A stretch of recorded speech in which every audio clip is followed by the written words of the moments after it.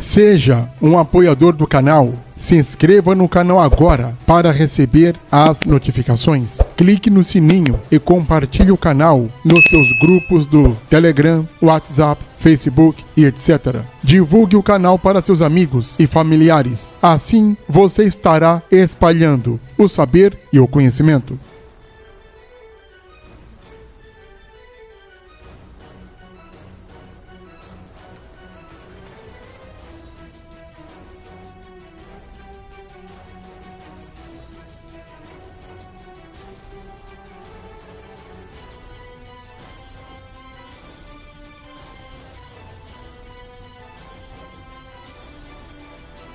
Infelizmente, no sistema religioso, as interpretações bíblicas são avassaladoras e vergonhosas. Neste caso, estamos falando de Ezequiel capítulo 28, a partir do versículo 12. É ensinado na religião que esta parte da Bíblia se trata da história de Lúcifer, da história de Satanás. No caso, seria a queda do cramunhão. Porém, lendo o texto, nós reparamos que não é nada disso. Isto porque o texto vai nos contar que se trata da queda de uma cidade situada na Fenícia. Neste caso, é a cidade de Tiro. Nesta parte da história, a Fenícia é um dos maiores reinos do mundo. É claro que naquela época e daquela região. Sendo um reino importante, esta nação guerreava entre si e guerreava contra outras nações. E dentre estas várias guerras, o rei da cidade de Tiro conseguiu grande proeminência e se destacando entre as outras cidades do reino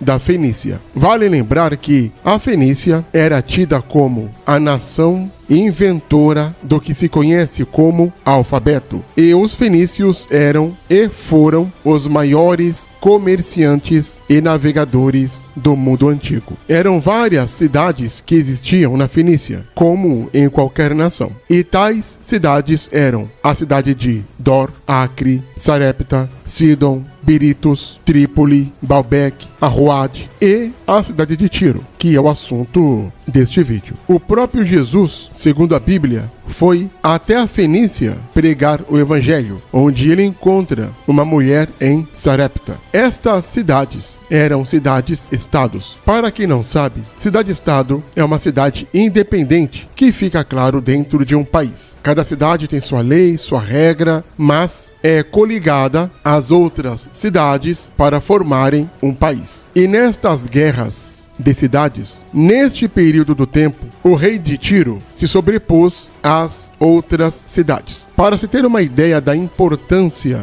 da Fenícia, o nome Bíblia vem da cidade de Biblos, que era uma importante fabricante e exportadora de materiais para escrever, como por exemplo o pergaminho, papiro e etc. E com o tempo, Biblos perde a proeminência da fabricação e exportação de pergaminho para a cidade de Pérgamo. Como o rei de Tiro estava no auge, estava em seu melhor momento, foi feito uma profecia para a queda deste rei e logo, é óbvio, para a nação da Fenícia. E o texto já começa dizendo: filho do homem. Filho do homem quer dizer mais um fulano, mais um José. Levanta uma lamentação sobre o rei de Tiro e diz-lhe: assim diz o Senhor Deus, tu eras selo da medida, cheio de sabedoria e perfeito em formosura. No caso, o reinado dele. E estivesse no Éden,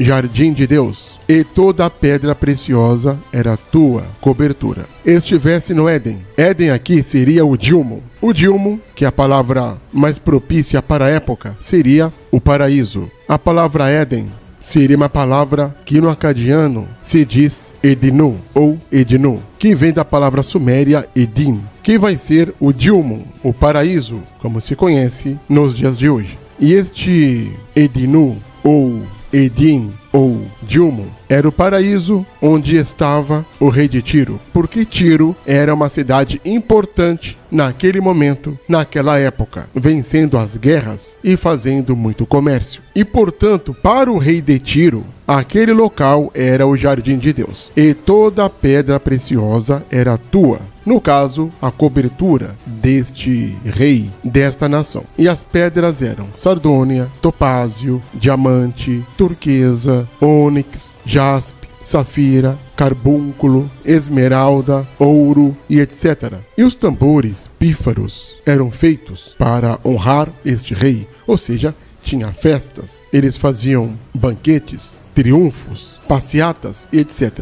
No dia em que foste criado, foram preparados. Tu eras o querubim ungido para cobrir, e te estabeleci no monte santo de Deus. No meio das pedras afogueadas andavas. Não diz aqui que ele era um anjo. Meu Deus, o sistema religioso emburrece qualquer ser humano. O texto está querendo dizer, o texto faz uma metáfora que ele era uma pessoa importante, e que de fato era. Ele era o rei de uma das nações e cidades mais ricas de sua época. E perfeito ele era nos caminhos. E quando diz aqui o texto que ele era perfeito em teus caminhos, desde o dia em que foste criado, até que se achou iniquidade em ti, é que ele realmente estava governando bem. Mas a desolação iria vir. E veio porque Tiro foi derrotada, toda a Fenícia foi conquistada. E vai falando aqui o texto sobre a queda deste grande reinado. E em nenhum momento o texto irá dizer ou defender que era um assunto voltado ao Satanás, ao diabo, ao demônio. Nada disso. Trata somente da queda do rei da cidade de Tiro.